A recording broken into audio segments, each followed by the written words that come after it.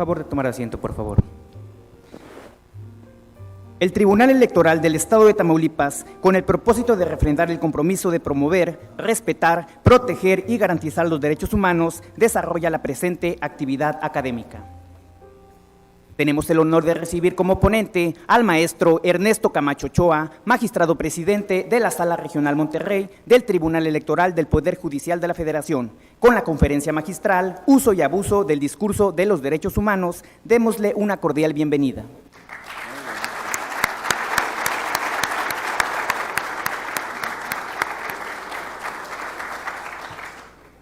Me permito presentar a las autoridades que nos acompañan. Licenciada Gloria Elena Garza Jiménez, subsecretaria de Legalidad y Servicios Gubernamentales, en representación del licenciado Francisco García Cabeza de Vaca, gobernador constitucional del Estado de Tamaulipas.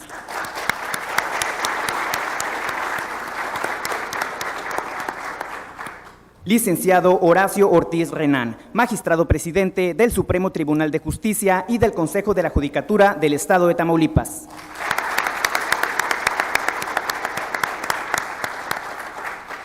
Diputada María del Pilar Gómez Leal, en representación del diputado Gerardo Peña Flores, presidente de la Junta de Coordinación Política del Congreso del Estado de Tamaulipas.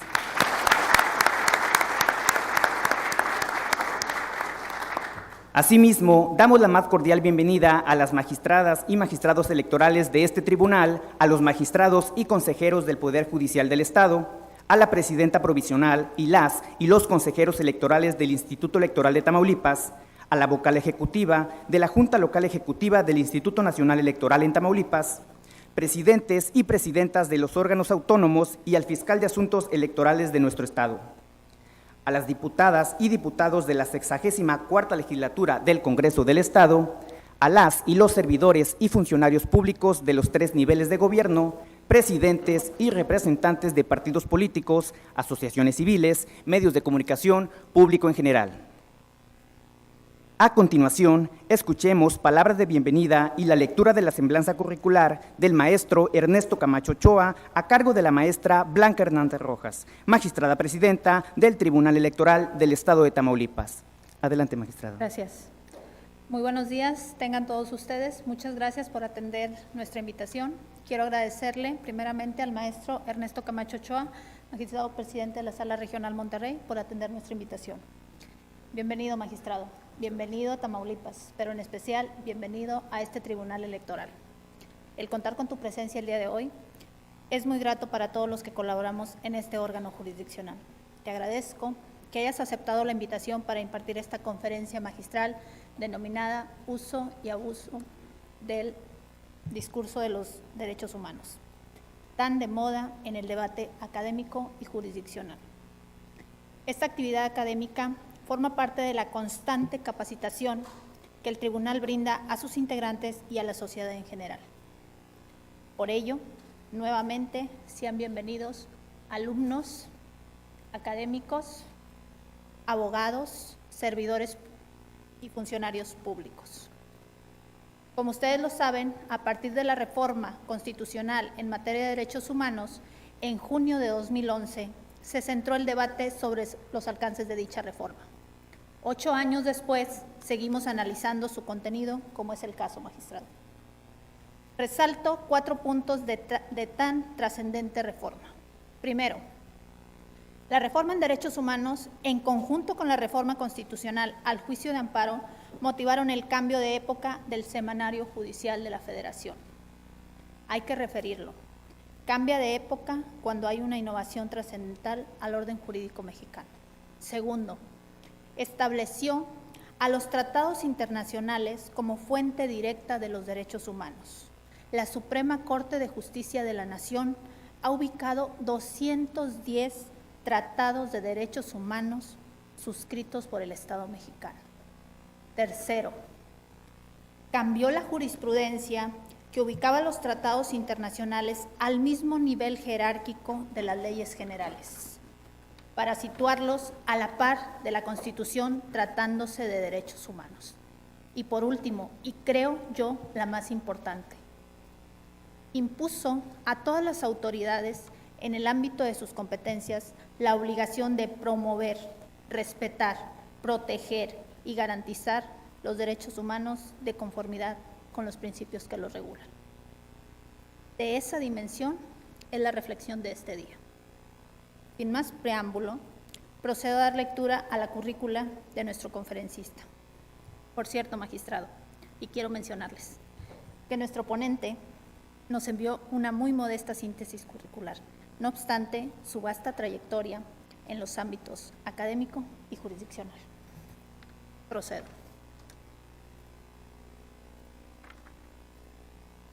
En cuanto a su preparación, el maestro Ernesto Camacho Ochoa tiene una especialidad en Derecho Constitucional y Administrativo por la Universidad Autónoma de México. Cursó el Máster Internacional de Justicia Constitucional Latinoamericana en la Universidad de Castilla-La Mancha y es candidato a 2 doctorados. Uno en el Programa de Estudios Superiores de Derecho Constitucional en la Universidad Complutense de Madrid. Otro en Justicia Constitucional y Derecho Electoral por la Universidad de Castilla-La Mancha. Además, cuenta con algunas publicaciones, tanto individuales como colectivas, en materia electoral. El maestro tiene más de 22 años de experiencia jurisdiccional, 18 de ellos en la materia electoral. En esta experiencia ha participado en más de 500 sentencias y jurisprudencias. En la Sala Superior fungió como secretario de Estudio y Cuenta y coordinador de ponencia. Actualmente, como ya lo referimos, es magistrado electoral, presidente de la Sala Regional Monterrey. Y el objetivo fundamental de su plan de trabajo es mejorar la comunicación de las decisiones judiciales. Y visto está, las relaciones interinstitucionales. Te lo agradecemos nuevamente, presidente. Y sin más preámbulo, pues te cedo el uso de la palabra. Bienvenido.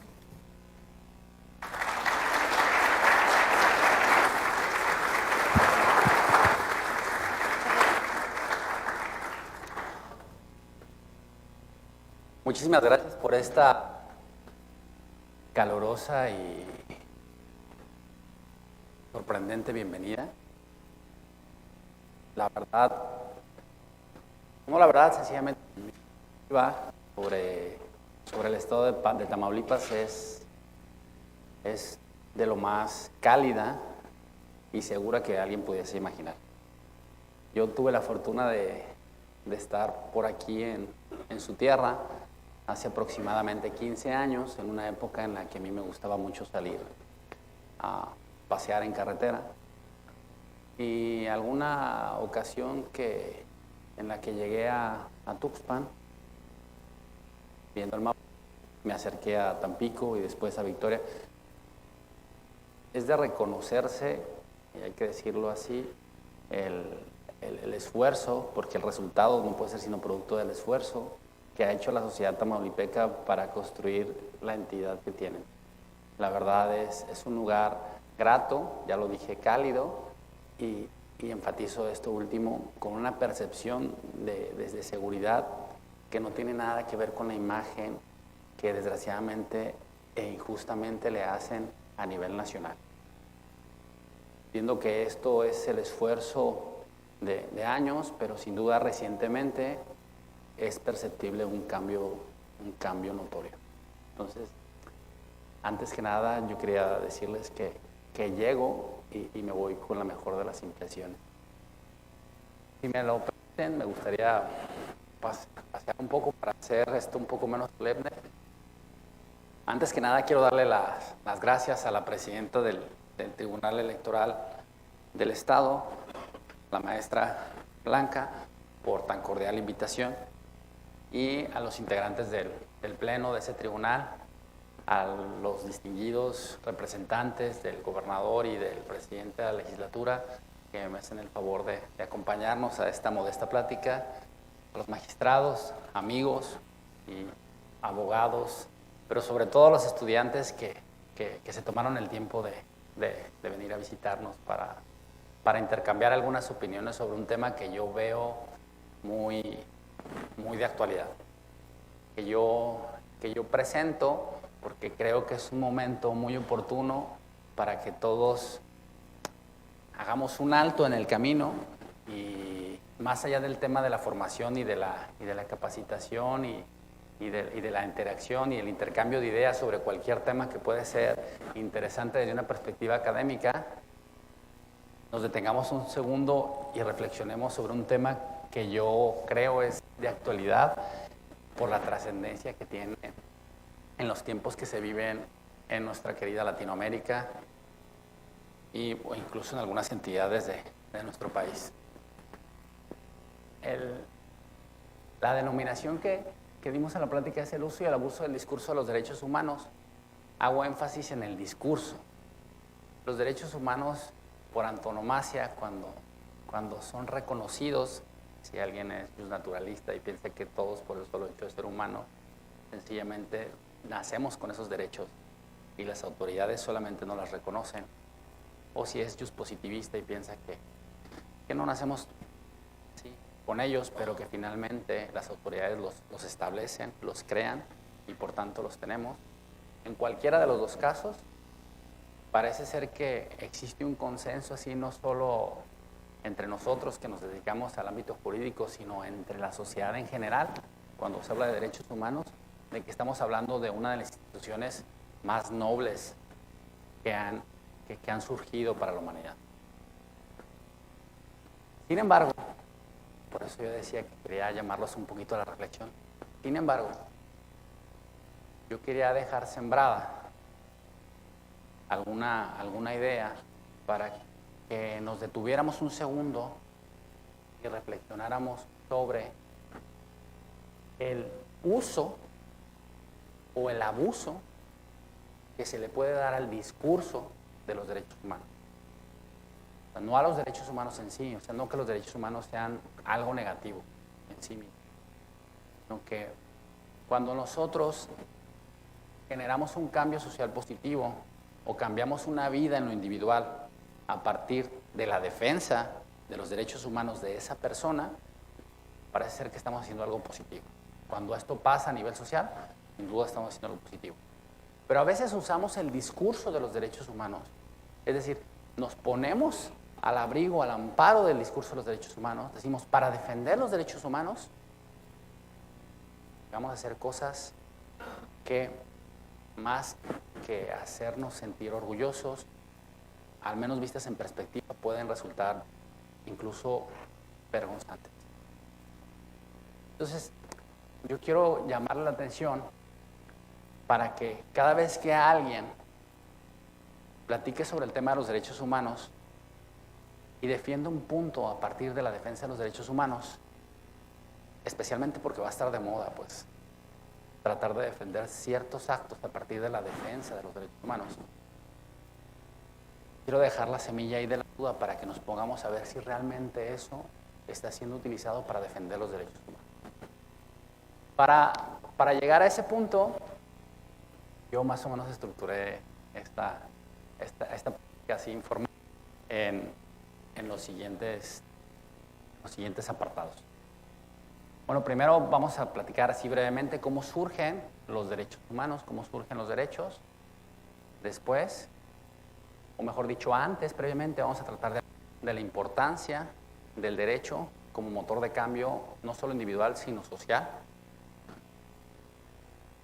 Voy a partir de eso a tratar de presentarles un escenario en el cual yo creo que todos vamos a estar de acuerdo, en el cual vamos a tratar de identificar fenómenos concretos en los cuales los derechos humanos se pueden presentar como no solo algo favorable, conveniente, positivo, sino como las luces de la humanidad. Los derechos humanos son las luces de la humanidad. Y algo así grandilocuente, ¿no? Y todos vamos a estar de acuerdo en eso. Si vemos los casos sobre los cuales vamos a platicar, van a decir, desde luego que sí. Es más, el concepto moderno de democracia ya ha dejado por mucho de ser la idea de que democracia es la regla de la mayoría, que fue como surge originalmente en Grecia. ¿Quiénes eran los demócratas? Los que aceptaban que finalmente el gobierno era el que decidía la mayoría, la mitad más uno. Finalmente eso era democracia. Ahora el concepto moderno de democracia no existe si no contempla los derechos humanos dentro del sistema democrático. O sea, un Estado que quiera llamarse democrático, un Estado-nación, un organismo que quiera llamarse democrático, no puede llamarse democrático o no puede ser entendido como democrático si no integra los derechos humanos dentro de su estructura. O sea, los derechos humanos parece ser que es lo máximo, la piedra angular, o sea, hay 1000 formas metafóricas de referirse a que los derechos humanos es el non plus ultra, pues, para la humanidad. Sin embargo, una vez que platiquemos de eso, yo voy a compartirles otros casos, ¿sí?, que no son tan claros, que incluso pueden estar en la sombra y dejarnos ver cómo el uso del discurso de los derechos humanos a veces no es tan positivo como se cree. Claro, todo esto tiene vaivenes y la posición que sostengo no pretende reemplazar la de la visión positiva, sencillamente, de los derechos humanos, sencillamente trata de llamar su atención para que no en automático, ¿sí?, demos por sentado que algo que está predicado como derecho humano es algo positivo. Entonces.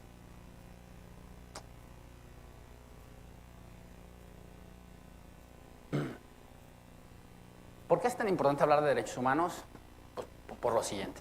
Antes, y esto no solamente se lo debemos a la escuela marxista, sino la visión capitalista desde sus orígenes, Adam Smith, Tomasinos, cualquiera podría decir que todos los comportamientos, desarrollo, evolución e involución social están determinados por la economía.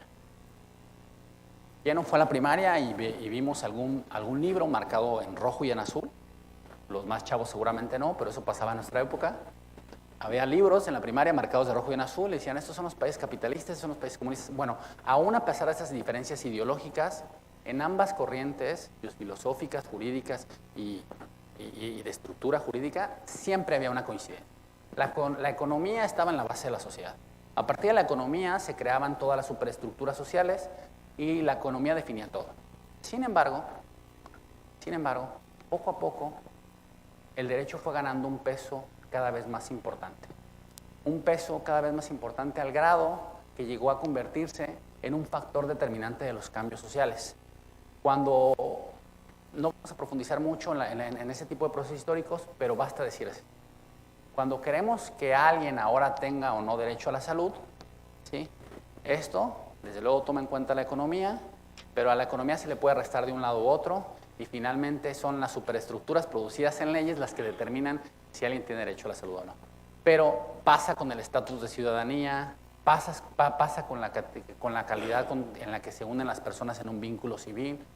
O sea, el derecho determina todo, hasta prácticamente es como la moral positivizada. O sea, el derecho ha venido a tomar un papel fundamental en la sociedad. Prácticamente, no sé si esto es correcto o no. No apoyo esta posición, ni la rechazo, sencillamente estoy dando cuenta de algo que existe.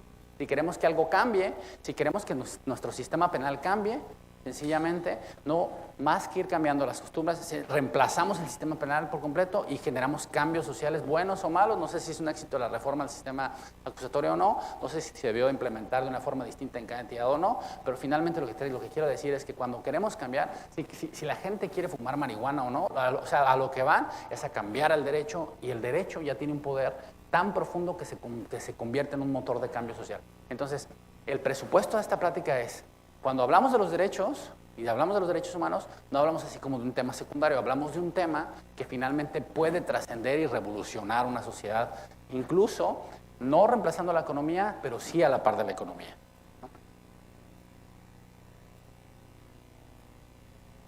Bueno, esta parte también la vamos a decir muy obvia, porque todo el mundo la conocemos, en especial los chavos la tienen muy presentes. Los derechos, pues digamos que desde que el humano vive en un estado nómada, pues aún así hay como paleoderechos, por así decirlo, algún tipo de costumbre, aun cuando las poblaciones humanas andaban de un lado a otro, sí existían unas determinadas reglas, había un paterfamilias o había un matriarcado, en fin, había unas ciertas costumbres que se ponían, que estaban definidas y que podían imponerse a otros. La única diferencia es que se imponían a través de la fuerza. Después de ese periodo de paleoderecho, vino la época en la que el derecho tuvo un éxito contundente con el desarrollo de las ciudades-estados, Grecia, Roma, y casi nadie lo dice, pero aunque fueran de alguna forma tiránicas, pero también era una consolidación del derecho. En Asia ¿sí? En las ciudades en China, incluso civilizaciones que tienen más de 2000 años, la de Occidente solo tiene 2000, en la India más de 3000, en China más de 3000, etcétera, pero finalmente se consolida la idea del derecho. Después la idea del derecho se pierde un poco cuando pasamos al periodo medieval. Es algo en lo que nunca reparamos. De verdad se pierde el derecho, se pierde el arte. O sea, cuando recientemente estaba reflexionando eso, alguien pone en duda de si se perdió el derecho. Sí, lo pone en duda. Pero no solo se perdió el derecho. La gente ya no sabíamos cómo pintar.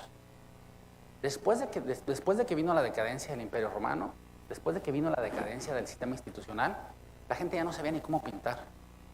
Y cuando queman las bibliotecas, cuando queman los libros, la gente deja de saber cómo pintar, cómo esculpir. Y por eso los pintores del siglo XVI, pues parecía que dibujaban como niños. Por eso los italianos del Renacimiento parecía que, o sea, de verdad estos eran los superhéroes, los megapintores, los que un niño pequeño pintaba mucho mejor que ellos, ¿no? Bueno, si se perdió la pintura, si se perdió la escultura, imagínense lo que le pasó al derecho. Nunca hubo como tal un corpus juris civilis, así como nos decían en la escuela, porque nadie juntó una biblioteca de libros, pero sí existían identificadas una serie de jurisprudencias, una serie de edictos, una serie de decisiones tomadas cuando Roma estaba institucionalizada, cuando las ciudades-estados estaban institucionalizadas, en las cuales finalmente existía el derecho. Se pierde y aquí es donde queremos llegar. El derecho poco a poco se empieza a recuperar cuando viene el sistema despótico o tiránico de las monarquías europeas, ¿sí? Y termina de consolidarse con las grandes revoluciones. La Revolución Francesa del 789, la Revolución Americana unos años antes, que da origen a la Declaración de Independencia, donde está la Carta de Derechos. Todos nacen libres y estamos conscientes de que buscan la felicidad y bla, bla, bla, ¿sí? Y después viene la Constitución de Estados Unidos. Después viene la Carta de Renovación de Derechos en Inglaterra. Y estas tres grandes revoluciones, denomino así también a la de Inglaterra porque finalmente eso es lo que trae, una revolución jurídica, se extienden en todo el globo ahora sí, porque se trata de los países que tuvieron más influencia y más incidencia en el resto del planeta. En la época de oro del Imperio Español, recordemos que el sol no se ponía nunca en su imperio, porque lo mismo estaban en Manila, lo mismo estaban en un extremo de Asia, que estaban en el Nuevo Mundo, en donde estamos ahora en América. Y los americanos y los ingleses igual, y a esa expansión económica le siguió la expansión cultural y la expansión de las instituciones. Entonces nosotros, por extensión, nos formamos en una cultura de los derechos. Sin embargo, y por eso intentaba que recordáramos algo que para todos es bien sabido, un poquito de los antecedentes, los derechos no estaban tan consolidados como uno cree. Incluso, después de la Primera Guerra Mundial, en la República Federal Alemana, la Constitución de Weimar, etcétera, las grandes constituciones eran de papel. El juego de los derechos en Estados Unidos tampoco existía. Los vecinos del norte podrán tener algunas cosas así como que muy sin sentido, muy poco deseables, así. Pero en temas de tribunales constitucionales, en temas de derechos, pues son alguien a quien voltear a ver. Tampoco existían prácticamente como tales, tampoco tenían la fortaleza. La característica fundamental de un derecho era que se pueda exigir. Nos decían coercitibilidad, eso decía cuando íbamos a la licenciatura. Que lo puedas imponer. O sea, ya está consagrado, decíamos, o ya está reconocido, o ya está establecido según la corriente así jurídica o filosófica a la que se quieran ascribir. Pero lo más importante es que se puede exigir. Y quizá eran más exigibles en una época a principios del siglo pasado, es decir, a partir del 1900 y pico, quizá eran más exigibles los derechos en la época paleolítica o del paleoderecho que denominé yo. No viene así ningún manual, a mí se me ocurrió, o sea, antes de Roma, que ahora. Porque si quizá tenías el atrevimiento de escarbar y buscar la comida que otro tenía enterrada en el piso y te la comías, o sea, la forma de restaurar el orden era el momento y era de una exigencia fuerte. trascendental. Eso no estaba claro a principios del 900. Por eso hice toda la recapitulación. Y la explicación es que se perdió el derecho. Recordemos que se perdió el derecho, pero se perdió es de verdad, no existía. Viene la Primera Gran Guerra, y antes de la Segunda Gran Guerra pasan cosas de las que ahorita no vamos a hablar, pero es ahí cuando finalmente viene un cambio y por primera vez los tribunales constitucionales, ya sea a partir del modelo americano, que se crea con la famosa sentencia de Marbury, o el modelo austriaco de control concentrado, ideado por Kelsen. Ahí es cuando por primera vez se entiende, primero, que el derecho en la Constitución es exigible, y esto, nuevamente, un poco a medio. Bueno.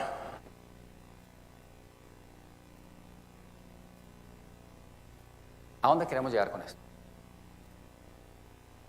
Si los derechos son ya en alguna medida exigibles, solo en alguna medida exigibles, ¿qué es lo que pasa con el uso que se le da al derecho? Bueno, pues a partir de la segunda mitad del siglo pasado, viene el boom del derecho. Todos empiezan a ver en el derecho el instrumento más poderoso para cambiar de manera positiva en la sociedad. Nos vamos un poquito más atrás, incluso empiezan los americanos nuevamente, con aquella famosa sentencia en la que restauran el orden constitucional en un tema de una práctica esclavista, protegen y aparecen los derechos en un plano estelar diciendo eso. Los derechos humanos, los derechos de la Constitución, ¿sí?, sirven para garantizar algo básico en las personas: la libertad. Por más absurdo que parezca, ¿sí?, Brasil, etcétera, y algunos otros fueron condenados por prácticas prácticamente de trabajos forzados, incluso calificados como esclavistas, y es el discurso de los derechos humanos lo que genera la liberación de estas personas a partir de la presión social que una comunidad de estados hace frente a una nación. Entonces, el primer ejemplo que quiero que tengan presente es que los derechos humanos fueron utilizados para cuidar el bien exterior más preciado del ser humano, que es la libertad. Un segundo ejemplo de cómo los derechos humanos han sido positivos para la humanidad tienen que ver con uno de nuestros derechos más importantes y que tiene que ver con un derecho interno y de libre desarrollo, que es el derecho a votar. Lo que le da estabilidad en una medida fundamental a las sociedades es la posibilidad de que la gran mayoría cuidemos y de alguna forma, no quería usar esta palabra, pero es muy elocuente, obedezcamos las reglas. Unos emiten las reglas y el 99% las obedecemos. Ese equilibrio se da siempre que el que obedece las reglas tenga la posibilidad de elegir al que nos da las reglas. O sea, el derecho de voto, después de la libertad personal, se habla de muchos derechos, pero el derecho de voto es tan fundamental, ¿sí?, que sin ese derecho de voto sería prácticamente imposible mantener el orden social. El derecho de voto, el derecho de elegir a quién me va a mandar, porque no hay otra forma más elocuente de decirlo, podemos ponerlo así con muchos adornos, pero esta es la forma más clara, más directa de decirlo. El derecho de elegir a quién me va a mandar es lo que le da legitimidad al sistema. El que me permitan elegir por él o por ella es lo que finalmente me va a sujetar al cumplimiento de esas reglas. Si yo no puedo elegir nada, si no me van a tomar en cuenta, si no voy a poder participar, si esto no va a ser así, va a ser muy difícil que yo siga las reglas. Bueno, el discurso de los derechos humanos sirvió para garantizar el derecho de voto. Los derechos políticos fueron incluidos también como derechos.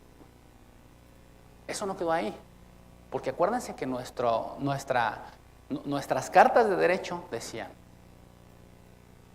todos los hombres nacen libres y bla, bla, bla, bla, y tienen los siguientes derechos. Pero por hombres se entendía a los varones, porque las mujeres no estaban incluidos en muchos lados en esa posibilidad de votar, ni de nada, ni de tener propiedades, ni nada, así por más ridículo que suene. Por hombres, estaban entendidos los hombres blancos en muchos lugares. Los negros o las personas de color de piel oscuro no tenían derecho de voto. Y eso no hace mucho. A veces hace falta, eso lo digo por los chavos, que tengamos presente, porque como diría Peter Habermas, o sea, no hace falta que nos estemos lacerando de todo lo malo que hemos hecho en la vida, así dicho como humanidad y también aplicable como persona. Seguramente he tenido 1000 errores en la vida y no me voy a estar lacerando por todo lo que he hecho, pero tampoco tengo derecho a olvidar lo que he hecho, porque si no voy a ser más susceptible a volverlo a hacer. Y no hace muchos años, apenas a finales del siglo pasado, en África, en Sudáfrica, que era una de las naciones más desarrolladas del mundo en aquella época, impulsado por la colonia inglesa, la persona de piel oscura no tenía derecho a votar. No tenía derecho a caminar por la calle.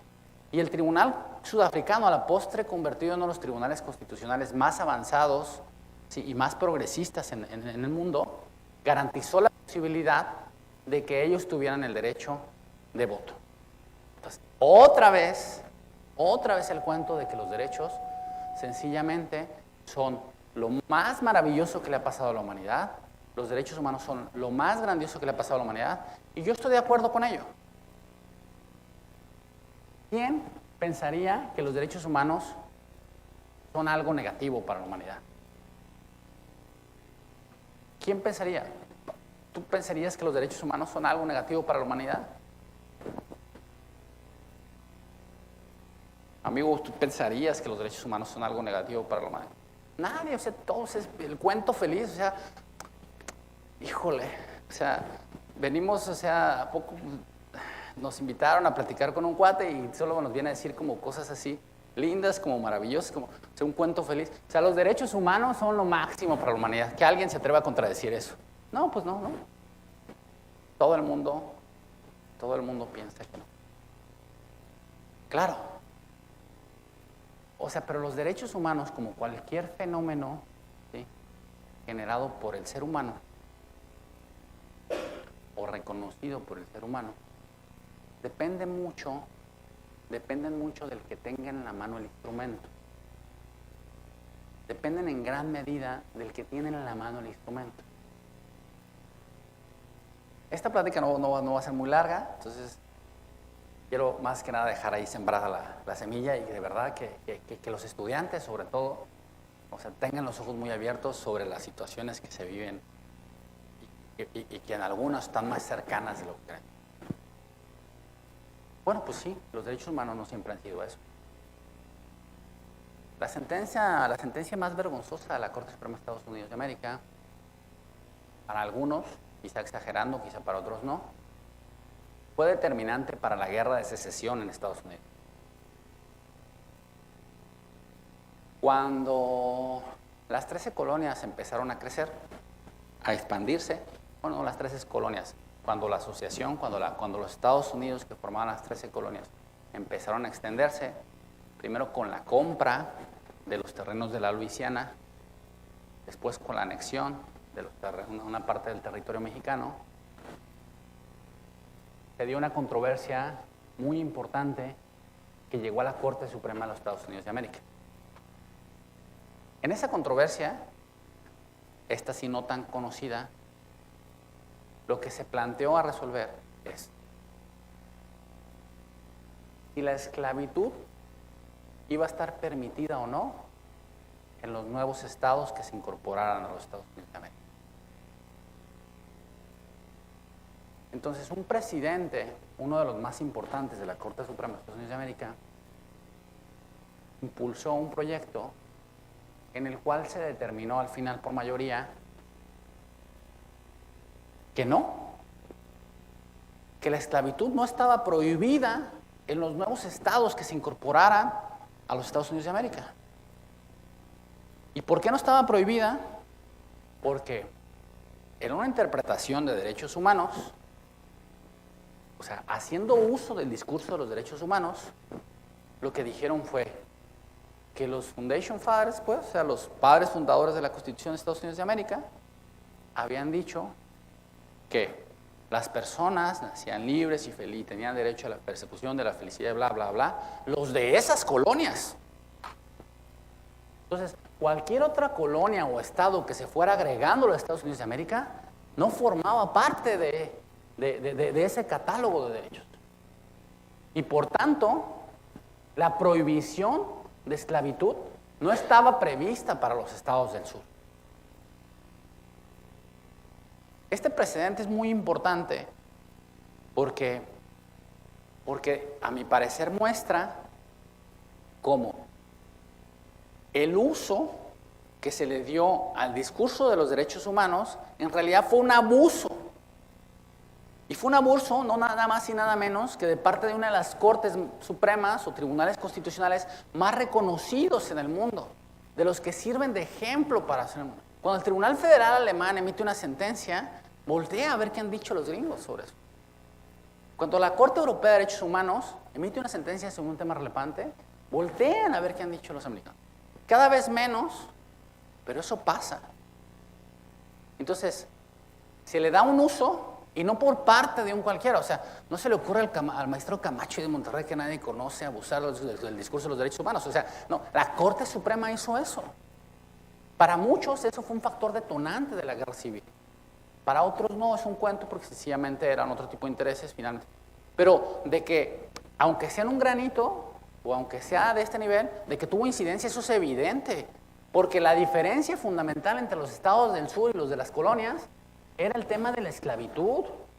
Y es que para ellos era importante tener esclavos para las plantaciones de algodón que el mundo estaba exigiendo, para las plantaciones de cigarro que el mundo estaba demandando.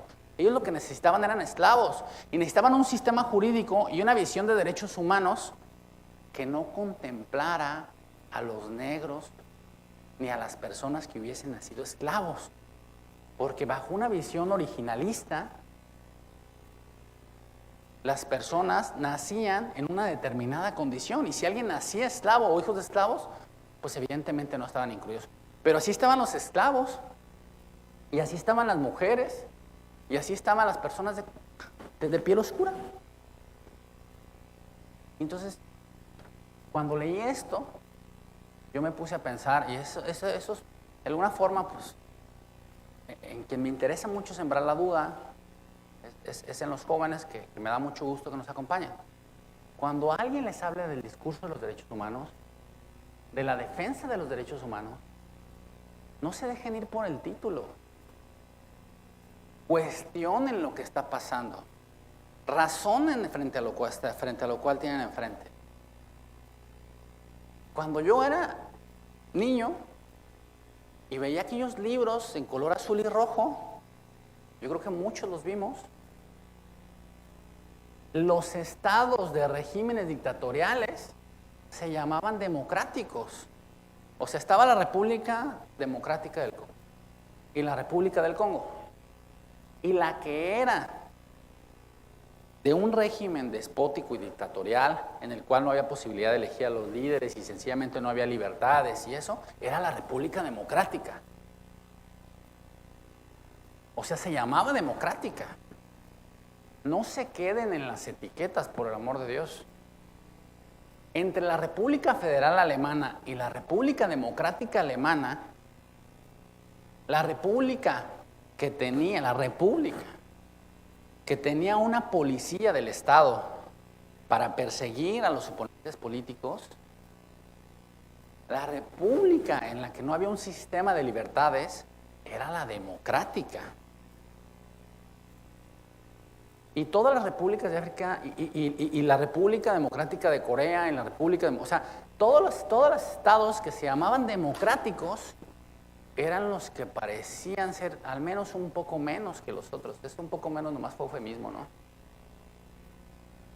Cuando alguien lo... En fin. Entonces, hay que poner atención en eso. Entonces, regresemos al tema de los derechos humanos. Esa sentencia marcó en Estados Unidos, es un ejemplo, digamos, no muy grandioso de cómo el uso del discurso de los derechos humanos también podía ser usado para cosas así sin nombre, ¿no?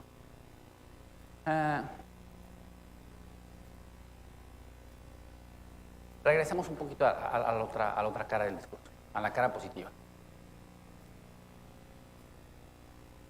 Hay un sinnúmero de precedentes de cosas buenas que se han hecho a partir del discurso de los derechos humanos, pero me llama la atención mucho el derecho al agua, que tiene origen en una controversia que se generó en Bolivia, en un lugar que se llama Cochabamba. Ahí lo que pasó es que en algún punto esa comunidad que tenía serias deficiencias, era una comunidad grande, estoy hablando de una ciudad pequeña, y no tenía una red suficiente de agua potable. Se buscó una inversión, se implementó el servicio de agua potable, pero la gente no tenía para pagar el agua potable. El tema ahí es que esa inversión se dio sobre un servicio público de primera necesidad. Cuando eso ocurre, la gente que no tiene dinero para pagarle a la compañía de agua, del agua, la gente lo que empieza a hacer es a captar el agua de la lluvia. Entonces hay una película, incluso por si hay alguien así como que dijo, esa historia yo ya la vi en algún lado, si hay una película que se llama Hasta la lluvia. Lo que pasó es que la gente empezó a captar el agua de la lluvia para tomar y para el uso diario, porque no tenía para pagar. Pues se armó un movimiento social, aquello fue un relajo, y todo terminó en un caso ante la Corte Interamericana de Derechos Humanos, en el cual se fijó uno de los precedentes más importantes que hay sobre el tema, que es el derecho al agua. Hay muchas cosas que pueden ser objeto de privatización y de regulación y tal cosa, pero los temas que son casi de salud pública, de interés público, casi de razón de Estado, esos tendrían que estar de alguna forma exentos o bien cuidados. Entonces, nuevamente, el discurso de los derechos humanos esta vez tiene la cara bonita, que es la cara de los derechos humanos sirven para que la gente, para exigir el derecho al agua. Y el discurso de los derechos humanos sirve para exigir el derecho a la salud. O sea, ya en siguientes generaciones, el discurso de los derechos humanos sirve para muchas cosas que todo el mundo vemos positivas. Pero otra vez los quiero llevar a la otra cara.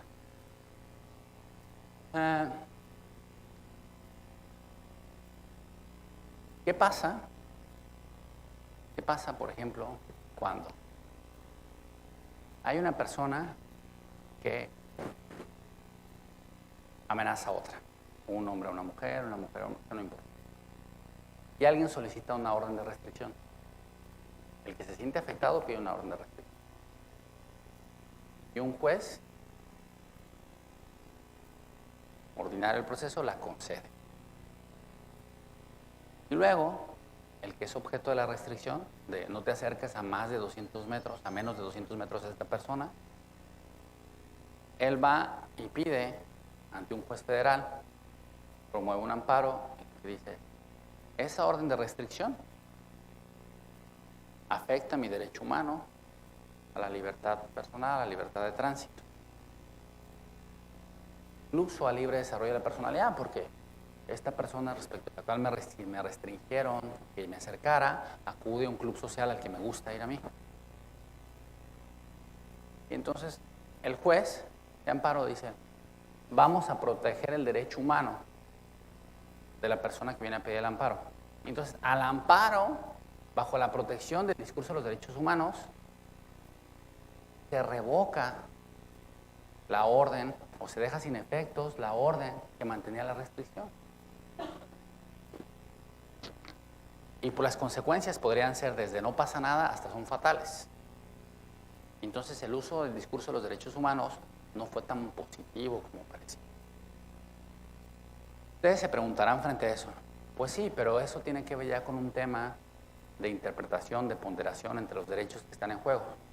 Sí, y eso es precisamente lo que quiero llamar la atención, y por eso digo que el uso del discurso de los derechos humanos está vinculado con la aplicación del principio pro persona.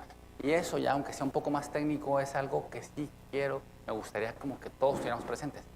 Pro persona nace con la reforma que la presidenta nos compartió. A partir de esa reforma fundamental, a partir de esa reforma trascendental de derechos humanos, incluso cambió una época en la jurisprudencia. Y todo el mundo, nuevamente, bajo el poder del derecho, ¿se acuerdan que hablábamos del poder del derecho? Cambiamos todo el sistema y decimos, ahora vamos a tener un sistema de protección de derechos humanos. Pero no solo eso, Las autoridades van a estar obligadas a protegerlos y a que se respeten, nos dijo la presidenta, recuerden. Y no solo eso, cuando analicen casos de derechos humanos, resuelvan pro persona, resuelvan progresivamente, resuelvan inescindiblemente, resuelvan a partir del principio de interdependencia, y resuelvan a partir de bla, bla, bla, bla, pero resuelvan pro persona. Y entonces la gente empezó a utilizar el discurso de los derechos humanos pro persona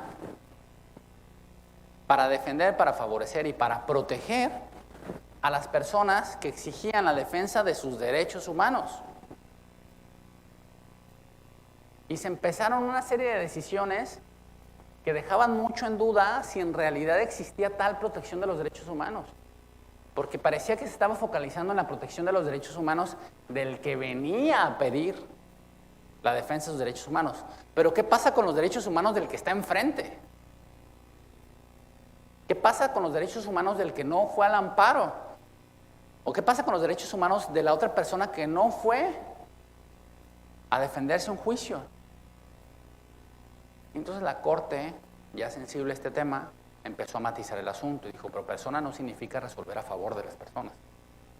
Significa que cuando analicen la posible aplicación, ¿sí?, de un derecho humano o la defensa de un derecho humano, cuiden que en realidad exista, decía, ponderación entre los derechos en juego, o sea, entre los derechos humanos de la persona y los derechos humanos de las otras personas. Y esa situación que se dio en un tema así prácticamente así como de derechos humanos, de controversias judiciales y eso, me llamó mucho la atención. Que se llamó ese tema, o sea, de la aplicación de la defensa de los derechos humanos, me llamó mucho la atención porque me di cuenta que no solo estábamos empezando a malentender el discurso de defensa de los derechos humanos a favor solo de la persona que venía a pedir la defensa de sus derechos, sino que podía tener una trascendencia, y esta es la semilla que les quiero dejar, una trascendencia, pues creo que trágica. Y ya ha pasado. Miren, resulta que nuevamente en Sudamérica, Bolivia, pasó algo. En el contexto, todos conocemos que Bolivia es uno de los estados más pobres, no de Latinoamérica, sino del mundo. Bolivia tiene una población mayoritariamente de personas que son originarias de Bolivia. Hubo poca migración que haya alcanzado Bolivia. La situación geográfica, la disposición, sus montañas hicieron que prácticamente no hubiera mezcla, sino habitantes originarios. Bolivia, no obstante, es un país muy rico en gas, un país muy rico en fuentes de hidrocarburos, uno de los más ricos del mundo, así como Irán. Sin embargo, tremendamente sumido en la pobreza. Y que tuvo gobiernos, no vamos a juzgar aquí los gobiernos, ya no vamos con los adjetivos, nada más vamos a decir el resultado. El resultado es que con esos recursos nunca tuvo un gobierno que se identificara con la población originaria y nunca tuvo un gobierno que cambiara la realidad social de Bolivia. Y esto generó un caldo de cultivo así maravilloso para que una persona originalmente, pues, bien intencionada, un líder carismático, un líder con un poder brutal de discurso, con una personalidad superior a la ordinaria, ¿sí?, como es Evo Morales, ganara, ¿sí?, unas elecciones de manera apabullante. Así llegó él a la presidencia de Bolivia. La Constitución de Bolivia decía: el presidente de la República solamente puede reelegirse en una ocasión. Sin embargo, alguien asesoró muy bien al presidente. Muy, muy bien. Alguien genial, alguien de características así intelectuales, si fuera lo común. Un constitucionalista, un defensor de los derechos humanos extraordinario. Y le dijo al presidente: señor presidente, la Constitución está mal. La Constitución está mal porque están limitando, están restringiendo indebidamente su derecho humano a ser votado. ¿Se acuerdan que hablamos de la importancia del derecho humano a ser votado? O sea, el derecho humano a la libertad personal, dijimos muchos derechos humanos. Pero el derecho humano a ser votado, o sea, lo están limitando. Y no solo el suyo, porque es lo de menos. Están limitando el derecho de voto de todo el pueblo de Bolivia. Lo están restringiendo indebidamente. Necesita que alguien defienda el derecho humano del pueblo de Bolivia a votar por la persona que ellos quieran. ¿Y cómo podríamos hacer eso? Pues hay que presentar una consulta. Y entonces una agrupación independiente presentó una consulta al Constitucional donde le pedía que interpretara la Constitución para que definiera si era apegado a las convenciones que había firmado Bolivia, a la Convención Americana, la restricción de su derecho a reelegirse. Y entonces nuevamente otro tribunal, porque no fue en una clase, no fue así alguien así en un lugar así como apartado. Nuevamente otro tribunal, el tribunal más importante de Bolivia, el Tribunal Constitucional de Bolivia, la Corte Constitucional de Bolivia, lo que dijo es: claro, obvio, se está afectando el derecho humano de Evo Morales a ser votado. Y se está afectando sobre todo el derecho humano de todo el pueblo de Bolivia a votar por la persona que ellos quieren. Y los jóvenes en primer lugar, sí, porque es un discurso no solo atractivo, es un discurso seductor. Es lo máximo del mundo, ya dijimos. O sea, el discurso de defensa de los derechos humanos es el non plus ultra. Y todos los chavos lo saben. Y los que no estamos chavos también. Pero tenemos que ser cuidadosos con las etiquetas, Dios mío.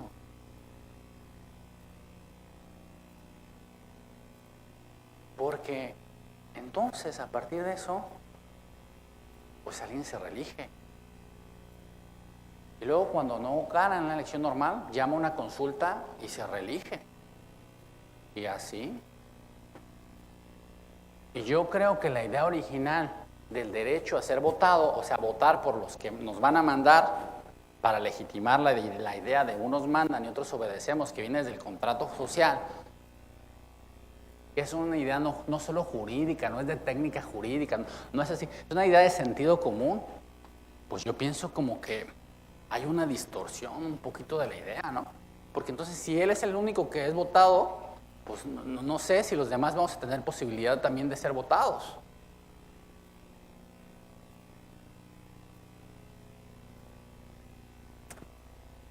Amigo, pero eso está en Sudamérica, hombre.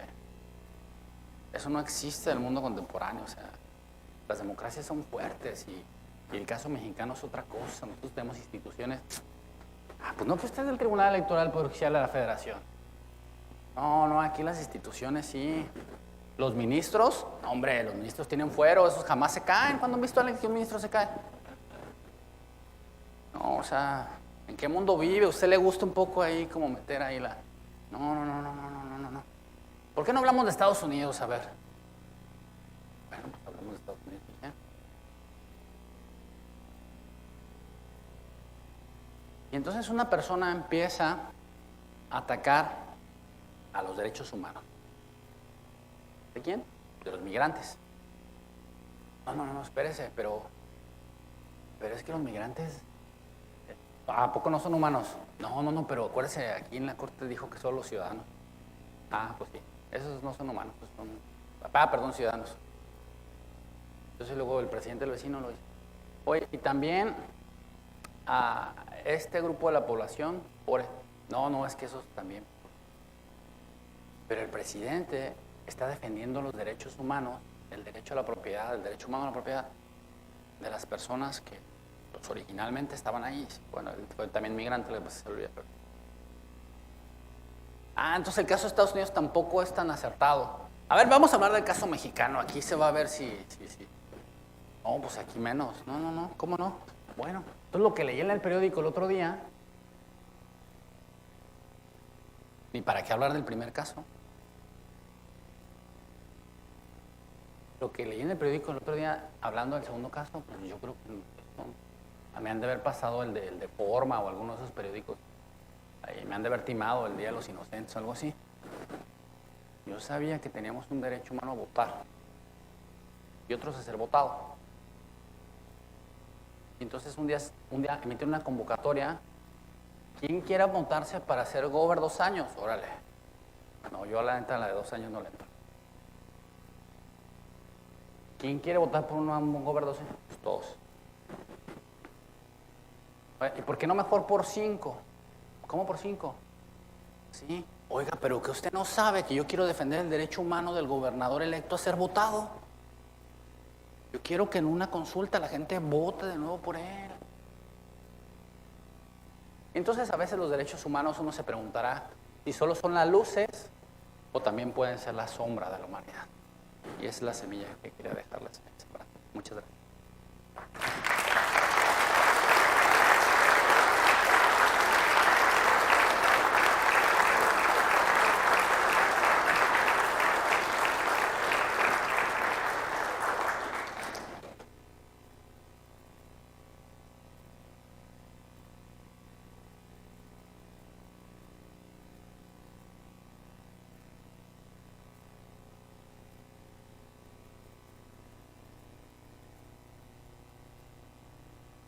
A continuación, se abrirá el espacio para preguntas y respuestas que nos han hecho llegar por escrito el público asistente.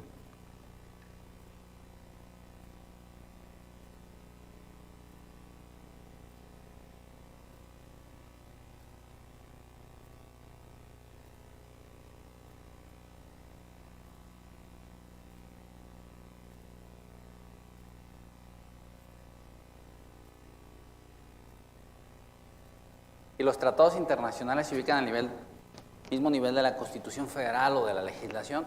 Dar una jurisprudencia de la Corte. Vamos a tratar de platicar así como las que más podamos. ¿Cómo se han fortalecido los derechos humanos de las mujeres derivado de la reforma? Pues apenas una amiga mía dijo, vamos bien, ya somos la mitad como mínimo. O alguien, oiga, pero aquí son más de la mitad. Y dijo, espérense que apenas vamos llegando.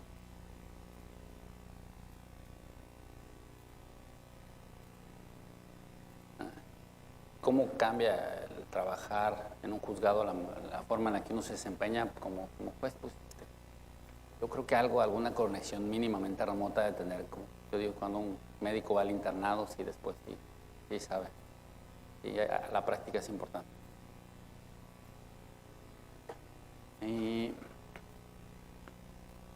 ¿cómo aplican los tribunales electorales el principio pro persona?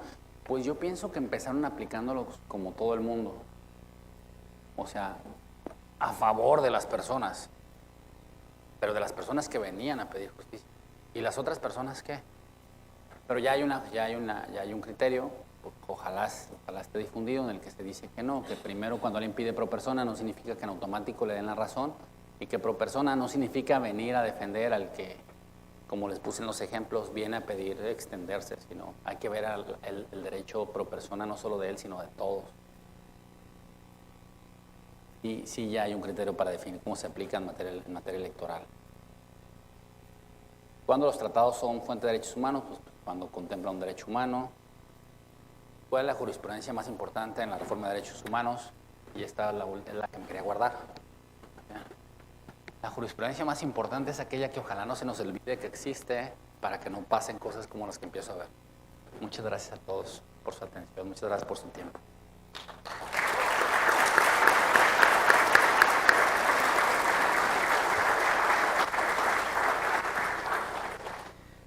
Antes de concluir con esta conferencia magistral, la magistrada presidenta, maestra Blanca Hernández Rojas, hará entrega de un reconocimiento por la valiosa disertación al maestro Ernesto Camacho Ochoa, magistrado presidente de la Sala Regional Monterrey.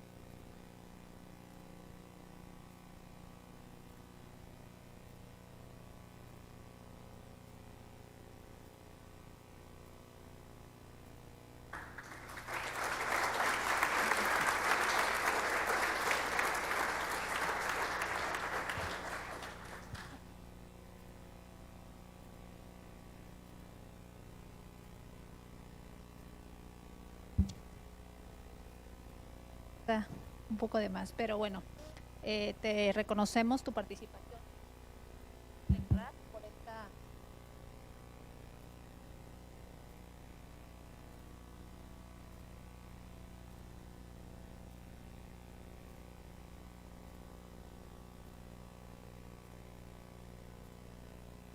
representantes de partidos políticos,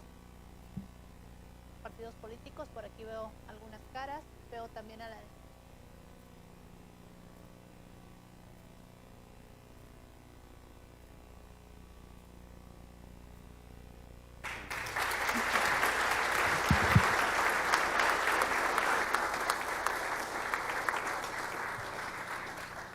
De esta manera, damos por concluida esta conferencia magistral. A nombre del Tribunal Electoral del Estado de Tamaulipas, agradecemos a todos los presentes por su asistencia. Muchas gracias y que tengan un excelente día.